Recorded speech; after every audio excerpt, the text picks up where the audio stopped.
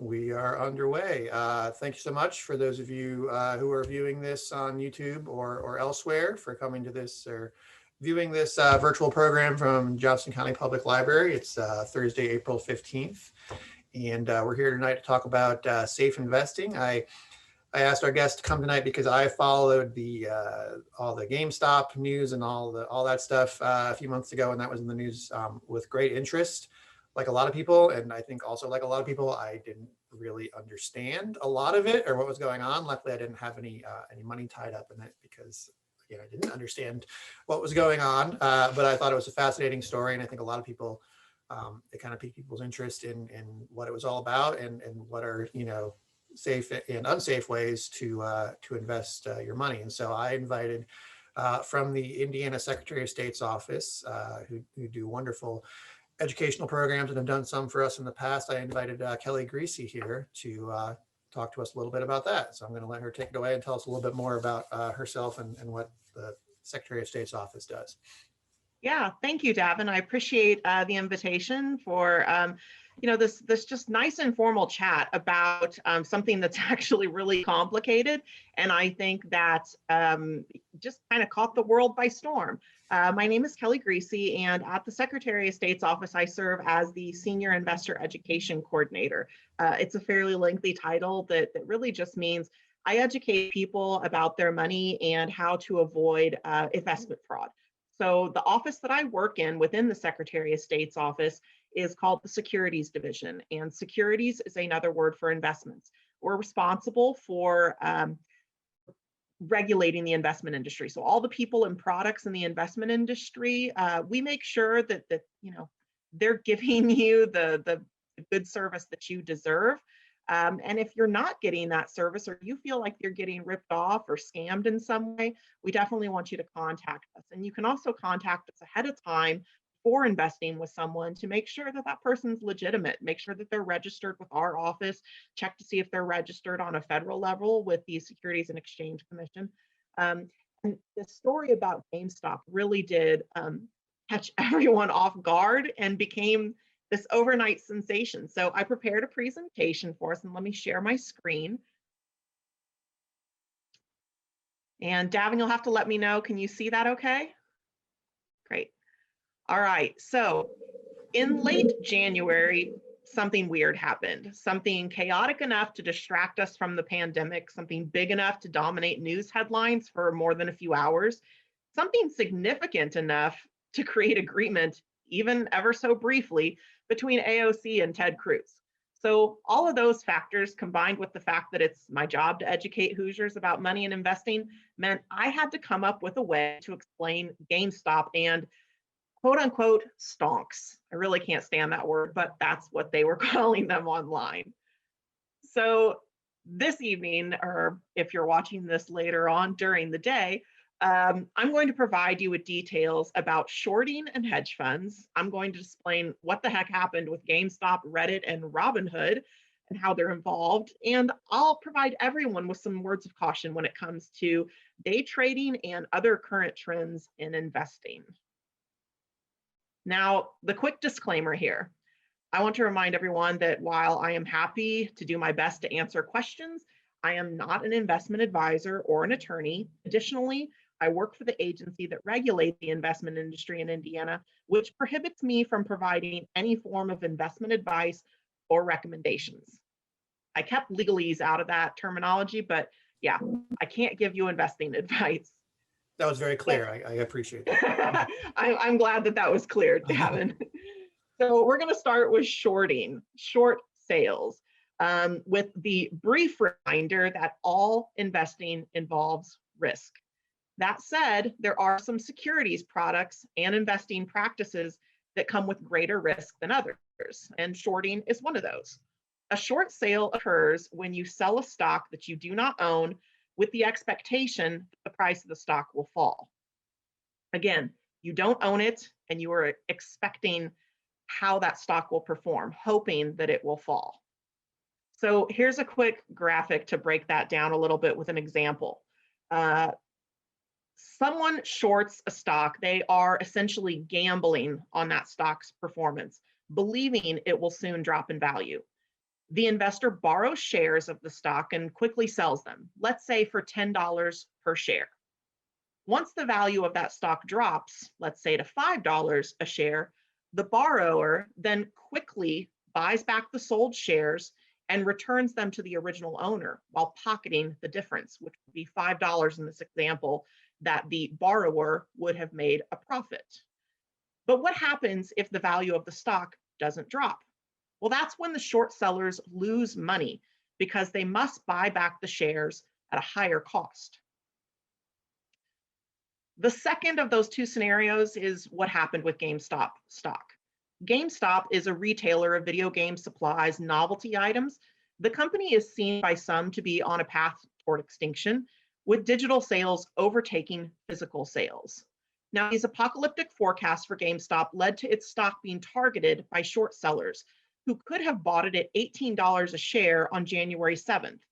But it wasn't long before some members of Reddit, called Wall Street Bets, it's a sub-forum on Reddit, those Redditors started purchasing shares of GameStop, which is labeled as GME, that's its stock title, driving up the cost up to a high of $347 a share on January 27th. That's a huge change in valuation. And that kind of massive swing is newsworthy enough on its own, but it was the impact that this action took on hedge funds that captured the nation's attention, including the fact that investing apps were being used. So I'm going to pause from talking about all of this drama and explain real quickly what hedge funds are. I'm going to use Investopedia's definition because I think it's actually a really good one. A hedge fund is just a fancy name for an investment partnership that has freer reign to invest aggressively in a wider variety of financial products than most mutual funds. So a hedge fund is a type of mutual fund, which is really just when a group of investors pool their money together into a fund, and then that is managed by a professional. The idea is to maximize returns and reduce risk. Now, mutual funds aim to do the same thing, but hedge funds tend to be more aggressive, risky, and exclusive. Again, I'm going back to that risk idea here again. All investing has some risk attached, but some is more risky than others. Okay, so back to GameStop. What role do hedge funds play in all the GameStop stuff? I really love memes. I had to throw in a few throughout this presentation, but you got Reddit and Wall Street battling it out here, and all the cast of The Simpsons like, egging them on, yeah. They think it's great. So the goal of at least some of the new GameStop investors was honestly to hurt hedge funds that had bet against GameStop. This is what's known as the short squeeze. Now, I don't want you to think of the big squeeze or the big short, That was about something completely different. That's about real estate.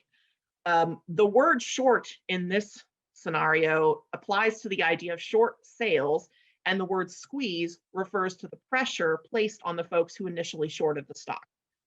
In the case of GameStop, one of the main hedge funds to be squeezed is managed by Citron Research. Now, the Redditors' actions put pressure on Citron to buy back shares at a significant loss. Another hedge fund that was squeezed is managed by Melvin Capital, which lost more than 50% in January. We'll see what happens to those hedge funds moving forward, but no doubt there will have to be some changes in how they approach these new types of investors and these types of forums that help spread the word about their activities. This all led to a flurry of commentary on social media, complete with memes that only heightened the buying frenzy. So now we've got Robinhood has entered the chat. What does Robinhood have to do with all of this? Well, many of the Redditors using investing apps to purchase shares of GameStop used an app called Robinhood. It's one of the most popular apps out there for this type of process. It offers commission-free trading in stocks, options, and funds. The high trading volume with GameStop and several other stocks led to Robinhood making a decision to restrict certain transactions in this process. Robinhood cited several financial requirements, including SEC net capital obligations and clearinghouse deposits. This defense, if you want to call it a defense, got the attention of the Securities and Exchange Commission, the SEC, as well as numerous celebrities like Elon Musk and even Congress. So you can tell that Robinhood here is not pleased. So this leads us to the argument over free market versus regulation, which is something that always seems to pop up when the little guy starts making some money and the billionaires aren't too pleased with it. You can believe whatever you want, but plenty of those memes that I was talking about had an eat the rich mentality to them. So everyone was pointing fingers in this whole GameStop drama. Robinhood says it was forced to restrict trading because of the SEC. Redditors say Robinhood was doing the exact opposite of the fictional character for which it is named by trying to keep billionaires from losing money. Now, Robinhood isn't alone in restricting trading. Several self-service investing platforms did the exact same thing. Regardless of whether they did so to meet SEC requirements as they claim, retail investors were not pleased. The Redditors and their supporters argue that they were just taking advantage of the same system and playing the same game as the hedge fund operators. This led to additional criticism about how the financial markets are regulated as a whole. Now, back in January, still at the height of all of this, the SEC released a statement saying, quote, "It is closely monitoring and evaluating the extreme price volatility of certain stocks' trading prices over the past several days," end quote. The statement did not mention Robinhood specifically, but the SEC said that it would, quote, "review actions taken by regulated entities that may disadvantage investors or unduly inhibit their ability to trade certain securities," end quote. So this has continued to develop a little bit in the background. It's not made quite the same headlines that it has in the past in January and February when it was really big news. But just last month, the US House Democrats in a hearing, they called on the SEC to regulate the so-called gamification elements of investing apps.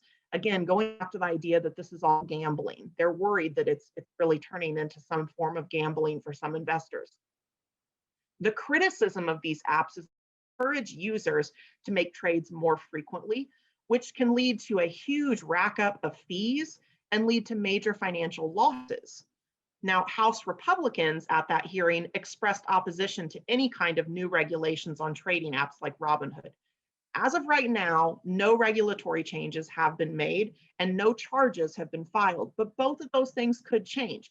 We'll just have to see what happens moving forward. So now we're going to get kind of to the meat of me being an investor education coordinator, because this is sort of required of me anytime I talk about these sorts of high risk activities with investing. Some financial loss is out of our control, but there is a lot that we can do to protect our money, starting with these simple tips. Don't take unnecessary risks. Honestly, this kind of activity is very risky, and while it might seem fun for some, there is a lot of risk involved.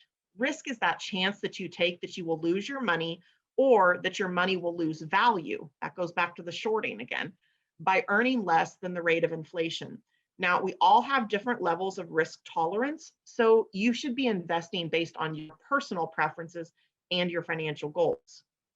Diversify is another big step in avoiding fraud and loss.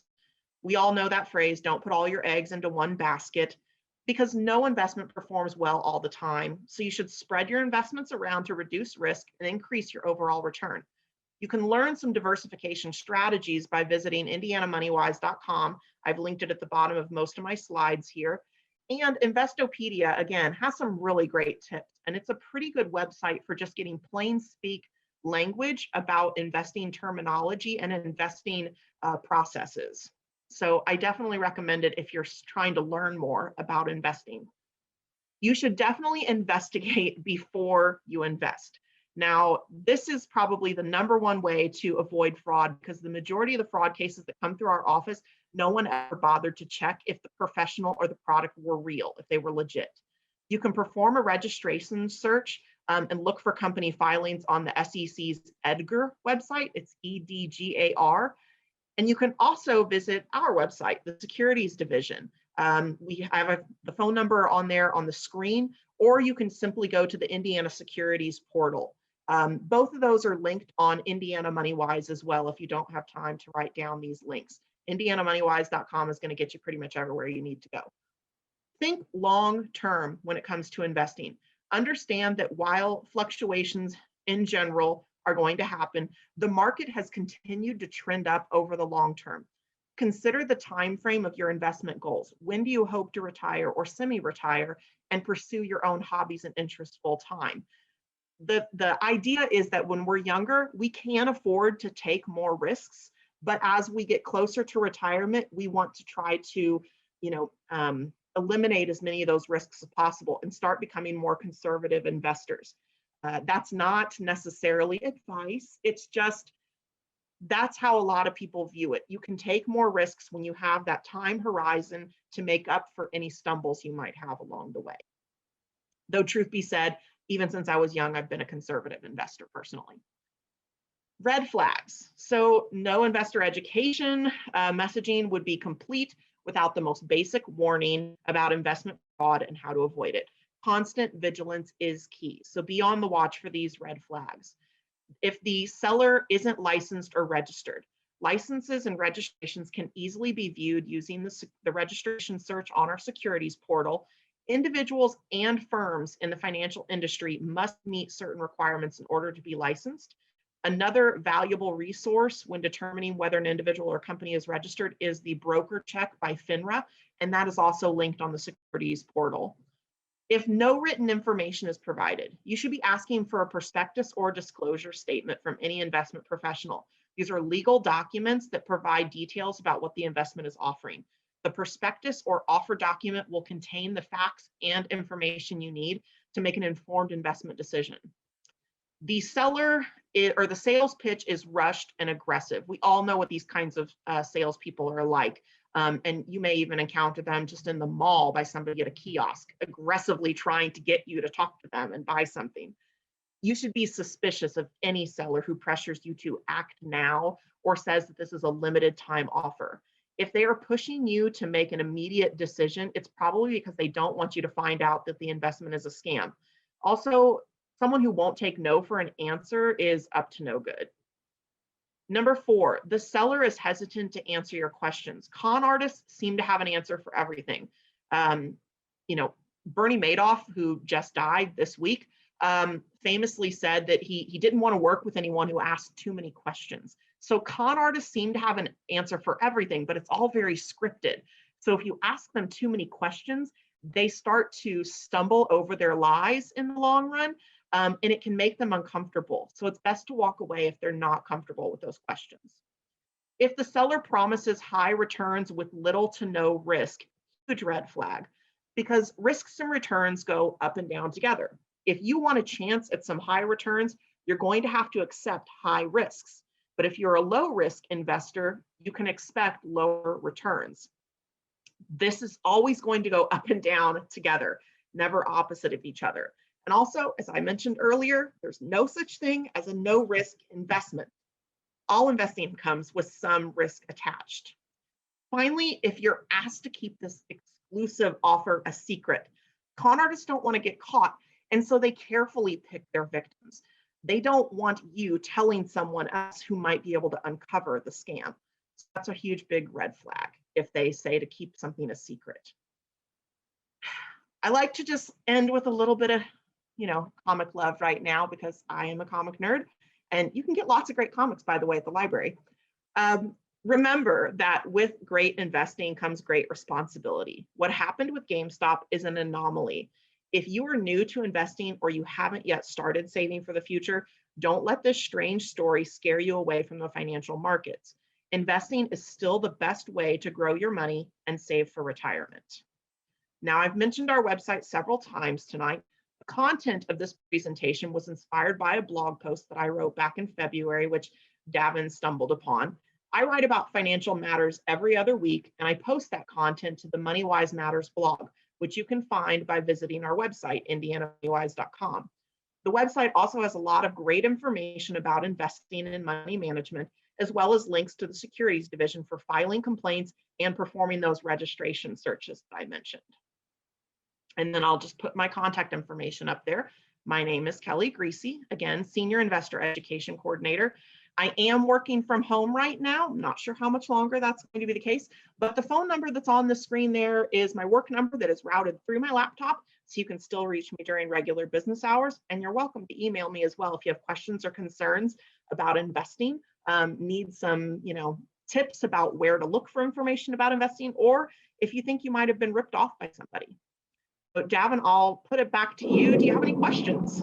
Fantastic. Yeah, thank you. And just FYI, we did have one participant sneak in here a few minutes ago. So Stacy, welcome. And just FYI, we're recording this presentation. So we're going to get that up on the library's YouTube page in the next couple of days, probably. So you can go back and watch that from the beginning if you're interested. It occurs to me listening to everything that, there's all these laws and regulations out there that are designed to protect investors, and many of them are incredibly helpful, but those things tend to be assembled slowly over a long period of time with a great deal of compromise and negotiation. And these GameStop Reddit type situations tend to, I think, develop very quickly and unexpectedly, and there's situations that probably no regulator could anticipate. And so that there's this gap there between what the regulations can do and what actually happens in the world, especially nowadays with the internet and social media, and just weird things happen so quickly. And so this was always the case, of course, but even more so now, it's kind of on the individual investor to educate themselves and be extremely savvy about what they're doing and the information, and to rely on folks like your organization and in your office to help out with that, because it's mind-boggling.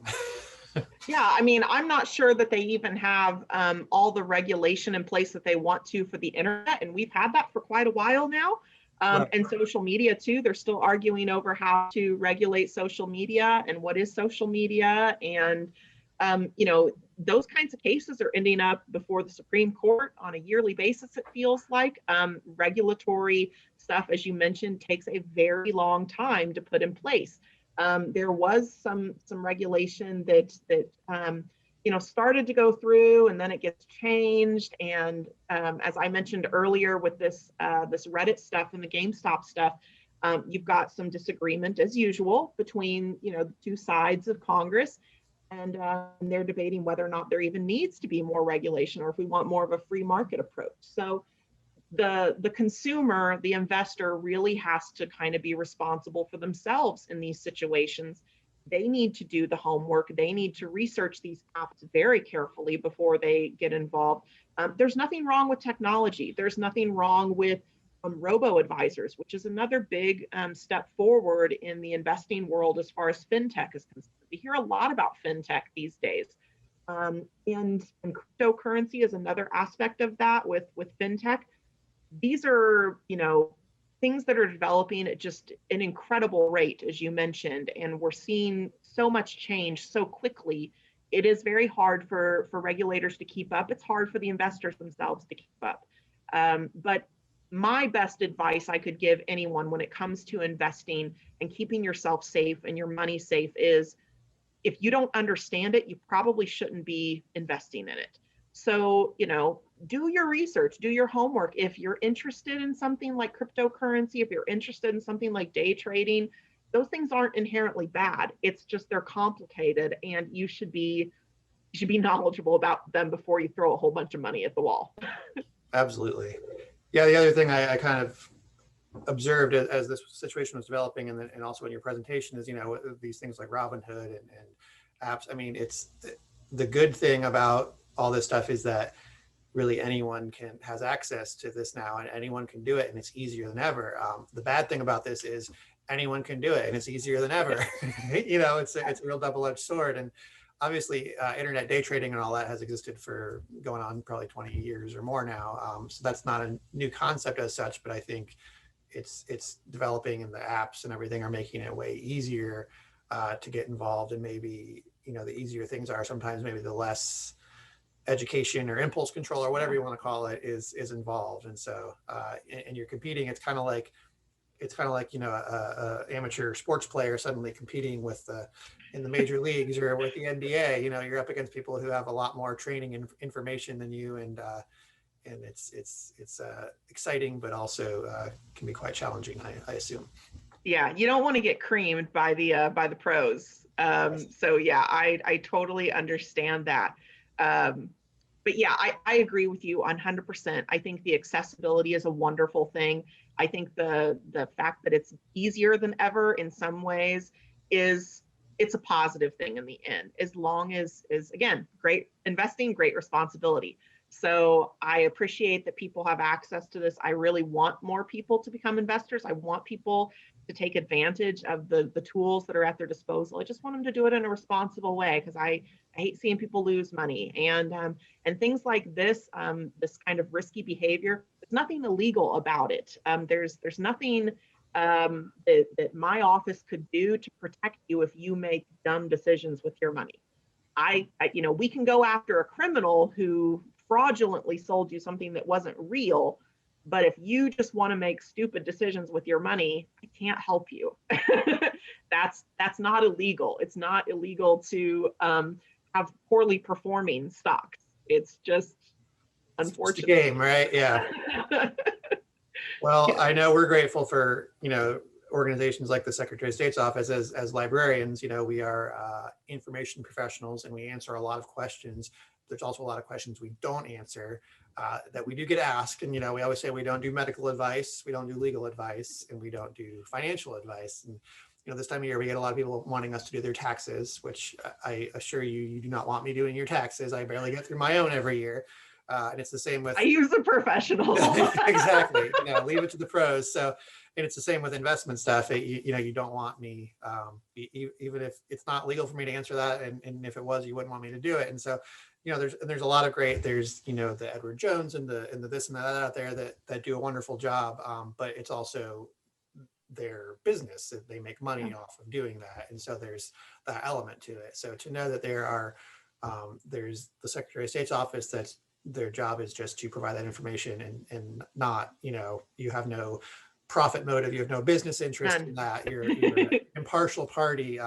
That as a librarian, that's who we're always looking for to direct people to, that we know their only interest is education and that kind of thing. So that's wonderful.